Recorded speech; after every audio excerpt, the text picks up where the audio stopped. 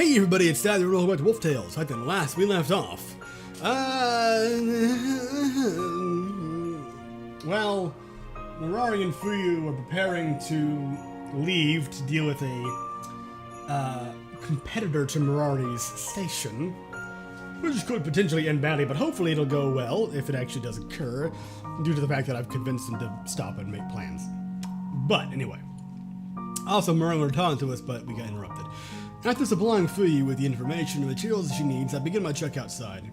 Even though it's snowing a bit, it doesn't take long before I spot Mirari's footsteps in the snow, leading a short ways from the house. Standing at the edge of the forest is Mirari, who seems to be off in her own little world. Mirari? Yeah? Oh, Addison. I didn't hear you approaching. How? So, what was it that you want to talk about?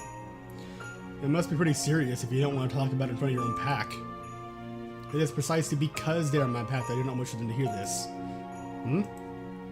Addison, I've given this a lot of thought, especially after hearing of my mother's fate. The truth is, I don't think I have what it takes to be a pack leader. The pack leader. At least, not on my own. Mirari, who was concentrating on her feet a moment ago, looks me dead in the eye. Addison, I want you to join my pack. Okay, that's... The moment she started saying, on my own, I started suspecting that maybe it was going to lead to that, but prior to that line, I did not see that coming. You want me, a human, to join a pack of half-wolves? I do. You're kidding me. I try to laugh off Mirari's comment. However, Mirari shows no amusement on her face, nor does she appear to be joking. You really want me to join you? That's right. Why? And how? I'm a human. I don't belong in your pack. Well, assuming it all went over well enough and no one got killed, could be a step forward species-wise, in terms of relations. Besides, even if you and Fuyu have warmed up to me, the rest of your pack won't accept me so easily. Once I become the pack leader, it won't matter what they think of you. Nobody would dare to speak ill of the pack leader's mate. The mind blanks for a moment, just string snaps. Staring blankly ahead. The pack leader's what?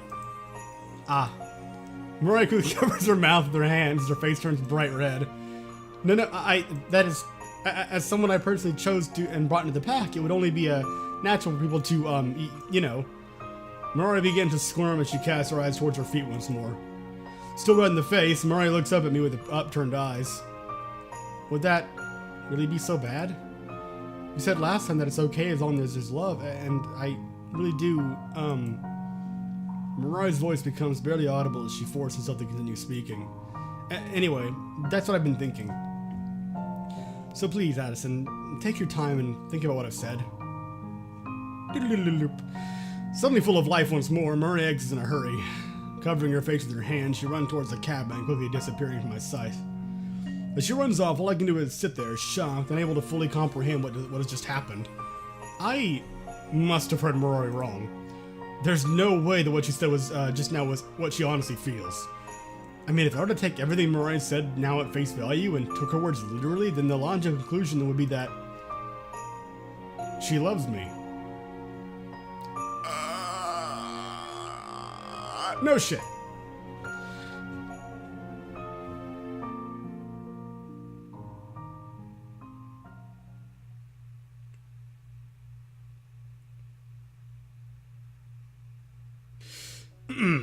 As the morning sun rises, the inhabitants of my cabin all wake up bright and early. Following breakfast, some last-minute planning, and a few concerned comments from the only human present, we all meet in the living room one more time. I don't mean to rush you, Princess, but if you are planning to lay traps before the confrontation, you best hurry. Time is of the essence. Your opponent will not wait for you to gather your wits. Yes, I know. I'm leaving momentarily. Fuyu, are you prepared to leave? Yes, Princess. I'm ready whenever you are. Excellent. In that case, we'll not dally any longer. Smelling resolutely, Mirari turns to face me. Addison? Yes, Mirari? While it pains me to leave you like this, I promise that our parting will not be for long. The kindness you've shown me until now shall not be forgotten, nor will I ever regret the time we spent together. As soon as I'm able, I should come back here to see you. Of course. You're welcome anytime. Same goes for you, Fuyu. Don't be a stranger. I suppose I might be able to make time for such an outing. Only as the princess's escort, of course. If she doesn't want me to come back here, then neither do I. Yeah, I understand. Well then, if nothing more needs to be said, I believe it's time for us to head off. We'll be back as soon as we're able. However, should the worst happen, don't finish that sentence, please. You're both going to be fine. In fact, I'm sure you'll be back here pestering me in no time. I hope so. Bowing her head respectfully, Mirai turns around with a smile on her face. Fuyu, carrying some supplies along with the girls, mimics Mirai's action and follows straight after her. Mirai ushers the door, opens the door, ushering Fuyu out first, and follows her out into the snow. A moment later, the door is shut, and all at once, silence consumes the cabin once more. What happened to the other wolf girl, the wounded one? Okay, yeah, there we go. Left from the company of the injured wolf girl, I find myself pacing restlessly around the cabin as time slowly passes by. Watching the clock, waiting for something to happen, praying the girls will be okay. I can't bring myself to relax or to focus on anything unrelated to the wolf girl's plight. All I can do is curse my own inactivity as I worry about my former guests. Damn it, why am I getting so worked up over this? The girls are going to be fine. They've been planning their attack carefully, and the Terror has no idea they're even coming for him.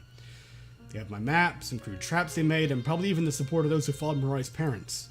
They should all be walking the park. So why do I... Oh, for goodness sake, just go already. I almost jumped in surprise when my remaining guest suddenly piped up. Excuse me? You heard me. You've been pacing around with that worried look on your face ever since those two left. If you're just going to spend the entire time worrying about them, why don't you chase after them? They should still be setting up, assuming they've even arrived yet. If you hurry, you should be able to catch up to them. I shake my head and sigh. I can't do that. This is a half-old matter. A human like me shouldn't get involved. Oh, please. It's a little late to be saying that now. You're already involved, whether you like it or not. The injured wolf girl sits up on the couch and looks directly in my eyes. I don't know what's gone on between the three of you in this cabin, but the smell of pheromones coming from those girls is overwhelming. Even if they won't admit it, I'm sure that at least one of them has their eyes set on you. As soon as you take one of them as your mate, you'll be part of our pack anyway. My eyes open wide as the wolf girl's words begin to register. Despite my insistence that I'm unrelated to this pack business and that I should keep my nose out of their affairs, it seems the girls don't feel the same way. Take one of them as my mate? It couldn't be. Could it? Mirai's offer, her calling me the pack leader's mate. No way. Looks like you'll know what I'm talking about. I'll end your suffering and go after them. I'll make sure they'll be happy to. I'm sure they'll be happy to see you. Besides, the wolf girl's eyes suddenly narrow. They're going to need all the help they can get. What? What do you mean by that? Exactly what I said. We made all the preparations we could in a short amount of time, but I doubt it'll be enough. If it comes down to a direct confrontation between those two and the traitor, they will without a doubt be slaughtered. Slaughtered? No, but Mirai's rightful heir, isn't she? Surely they'll give up, but the other members of the pack will help them. I wouldn't count on that. The second he sees the princess, he'll kill her, no matter who is around to witness such an act. Our pack responds to strength above all else. If the princess cannot defeat a potential usurper, then she will not be accepted anyway. No way, I thought facing that guy was the last resort, not a necessity. If those are to fight them by themselves, they'll be... Without another moment of thought, I run towards the storeroom and grab my axe. In response to my sudden action, the injured wolf girl smiles at me sincerely for the first time. Best of luck, human. Go and protect your mate, no matter what hardship lies in your wake. Too bad I don't have like a rifle or something. That'd make it so much more entertaining, though, wouldn't it? Kind of the Indiana Jones thing. Just walk up, dude bares his teeth and claws, sigh, pow, cock, cock. Without sparing a moment to respond to the girl's words, I nod absentmindedly and rush out of the living room. I jump into my truck, placing my axe in my lap, and start the engine. Okay, I was also thinking that, scare tactic-wise, right? If those two responded badly enough to loud noises, then just drive the fucking truck up there. I am Arari's champion, you son of a bitch. Before the injured girl can react to the noise of the engine, I drive out into the snow, throwing caution to the wind as I follow the path Fuyu once led me down. Alright, this should be it. If I recall, the path is up here. Where there's once a pile of snow blocking the path, there's now level ground. Whether someone cleared it out or nature is simply taking its course, I don't know. All I care about is the fact that I can keep driving right into the den of Fuyu Mirari. Wait for me, girls. I'm coming. I continue to drive through the snow, no longer sure of which direction I'm supposed to be heading. Having never gone this far around the mountain before, I have no way of knowing if I'm heading towards the girl's den or the complete opposite direction. Damn it, what did that map say again? I knew I should have kept it in the truck. Just as frustration threatens to take over, I notice something in the distance. A few figures are moving around the snow. Two of them are quickly circling one another while the third takes distance. As I grow closer, I recognize two of the figures. Fuyu, Mirari, and that must be. I clutch the axe, resting on my lap as I focus on the third party. Facing off against Fuyu is a large creature, more wolf than man, easily several times her size. Fuyu is fighting but clearly tired. Against the giant towering over her, she doesn't stand a chance. Shit. Rather than slow down, I press my foot against the accelerator even harder than before. My truck increases in speed, threatening to spin out of control at any moment as I rapidly approach my target. Fuyu, jump! What? Jumping out of the way just in time, Fuyu narrowly avoids being hit by my truck. Her opponent, however, is not so lucky. Shit, I'm losing control of the wheel. Damn it all. Without a moment to spare, I undo my seatbelt, grab my axe, and bail out of the truck. A few seconds later, the truck swerves off the side of the mountain, descending who knows how many miles before meeting its untimely demise. Addison! Why are you... Talk later. I hit him pretty hard, but I don't think it'll be enough to kill that bastard. As if responding to my words, I feel a presence manifest behind me. I turn around, swinging my axe wildly, hoping to nail the wolf in the head. Unfortunately, my luck appears to have run out. Ah!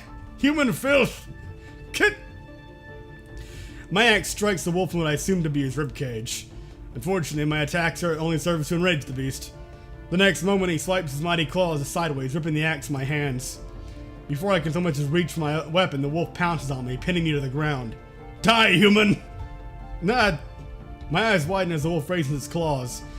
Pinned to the ground with no hope of escape, I watch in terror as the lumbering, razor-sharp appendage is swung down. With more weight and precision behind it than I could dare to imagine, time appears to slow to a halt as death beckons me all too soon. Get away from my mate! Get, stupid little... Come here! Get... Princess! You'll pay for that, traitor! The moment I resign myself to death, I open my eyes to find an unbelievable sight. Despite the difference in their size and sheer hopelessness of our situation, Mirari and Fuyu are desperately fighting off the alpha male. You girls, what are you doing? You should have taken the opportunity to run away.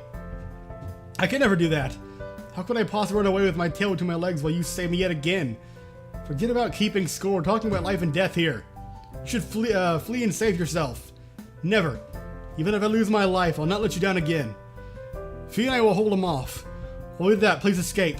Yeah, right, I didn't come all this way just to watch something take you both out. I rise to my feet, grabbing my axe as I do. There are only two ways I'm leaving this place. As a corpse, or together with my mate. Thunk. Brah! Okay, the human again! Die, you miserable piece of whack. Yeah. With the two wolf girls holding our opponent back, I land two clear, heavy blows right to the alpha male's head. It isn't enough to knock him unconscious. For the first time since the girls engaged him, he appears to be weakening. Unfortunately, his strength is still too much for the girls to bear. The two of them are tossed about as though they were weightless, using all of their strength to merely hang off the wolf's limbs as he moves about. Pain spreads to the girls' faces. They won't last much longer. You bastard! Take your hands off her! Whack. You worthless. Whack. I strike the wolf again and again, ignoring every warning my body gives me as I push myself far beyond my limits. My axe splinters but remains in one piece. Even as it collides with the wolf's thick skull, it somehow avoids destruction. Only good for one more strike, I raise the axe over my head. Oh. And put an end to the fight, once and for all. Not so tough are you, now, are you? Barely able to stand, I limp over to the unconscious wolf's ragged body. Wielding half of a wooden axe, which is now only good for stabbing prey with a broken end, I bring my weapon to the wolf's face. Addison, stop! Please, that's enough. The princess is right. Addison, lower your weapon. The pack will take care of the rest. Turning to face the girls, I regrettably dropped my weapon. Even if I wanted to finish our opponent off, the truth is, I don't have the strength. Addison, I'm so relieved. You were pinned to the ground. I was so scared that I thought my heart would leap out of my chest. Why did you put yourself in harm's way like that? Mirari speaks with rare anger in her voice. It seems that despite being touched, she's also angry at me for risking my life. Be it the loss of blood and my overwhelming exhaustion or a rare chink in the wall around my heart, I respond thusly. How could I not come when my mate was in danger? Your mate? What I said before, do you mean... I chuckle at Mirari's reaction. You're the one that said it first, Mirari. Don't tell me you changed your mind. No, of course not. I can never change my mind about that. Not in a million years. But are you sure? I mean, all those things you said about me being better off in my pack. Yeah, I said a lot of stuff about that, huh? But you know, the way I see it, all I have to do is join your pack and then everything will be all fine, right? Yeah, gasp. Addison, do you really mean that? I nod. I don't know what it's like to live with a pack of half-wolves or what kind of challenges await me. All I know is, the time I've spent with you has been the best of my life. Rejoining your pack is what it takes for those days we share together to continue indefinitely, and it's the price I'll gladly pay. Addison! Roy's legs buckle. She buries her face in her hands, crying tears of joy as emotion and fatigue overwhelm her. I'm sorry, I'm so sorry. I put you through so much, I meant to do so much for me, and yet you still... Shh, it's alright, Mirari. I'm apologizing. You didn't force me to do anything. Everything that's happened between us was my own choice, and I'd happy to do it all over again. Mirari continues to cry as I hold her in my arms. When the pack carts off the alpha male, Mirari, Fu, and I take our leave.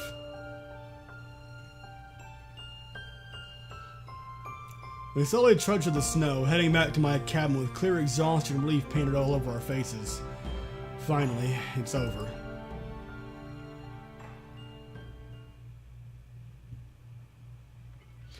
Upon returning to the cabin, Fu wastes no time making herself useful. She takes the gear I've been using to treat her friend and picks up where I left off, clumsily figuring out for herself how human medicine works.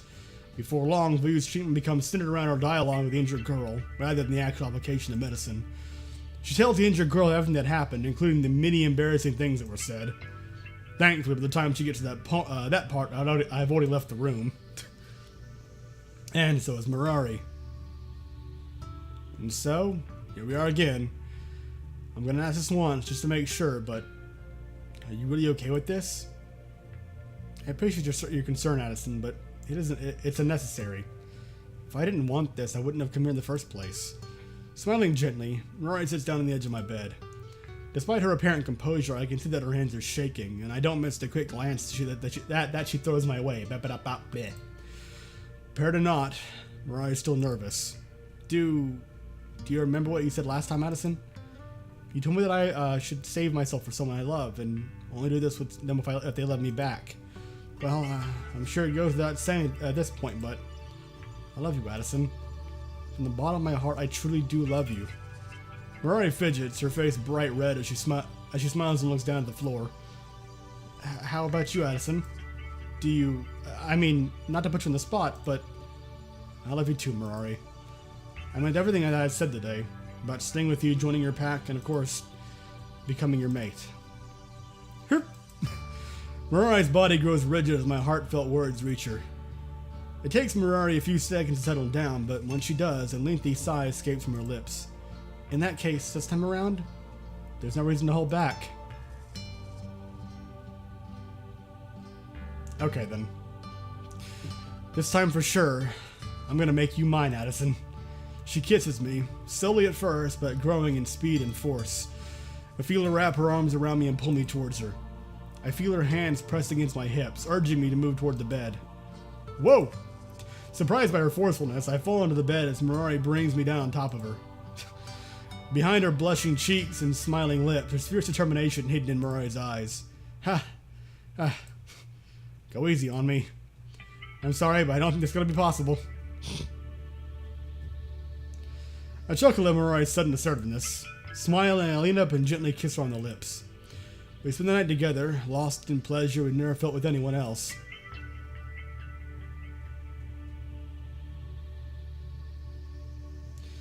As the mate of the new pack leader, my daily life has become busier and more tiring than I previously thought possible. Mirari's pack, even after losing so many of its members, is still of a significant size.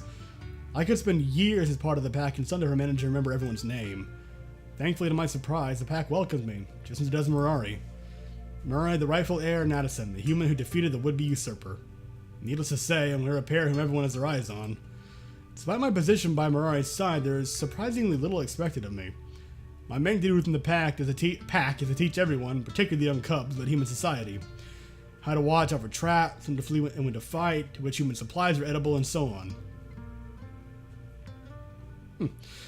There was one thing Mirari specifically requested of me once I joined the pack. With a beautiful and ornate wooden ring, Mirari adhered to the human traditions one night while getting down on one knee. Aww. The Wolf Princess Bride. I've got to say, of all the things I expected to happen to me out here, getting married was not one of them. Heck, I didn't even know half old to that kind of stuff. When you're talking about human marriages, it seems like there are quite a number of differences between those and the ones we hold. Our wedding ultimately comes down to a simple pledge, to love one another until the day you both die. Yeah, human weddings are a bit more complicated than that. They're more about spending lots of money, taking tons of photos, and applying for tax breaks. Tax breaks? Forget it, just a joke. Really though, do you think that you'll be leading all these people? We'll be leading all these people. I may be the official leader, but I'll still be counting you to assist me as much as possible. Oh? I thought my duties were to help you raise the pack cubs and teach them about human culture. Those are important too, but that isn't all you'll be doing. And of course, if nothing else, I won't ever let you forget about your main job. My main job? As if waiting for me to ask that question, Mirari pulls me forward immediately and kisses me on the cheek. To stay by my side, forever and ever. That's a promise I can make. With a kiss, we make our vows.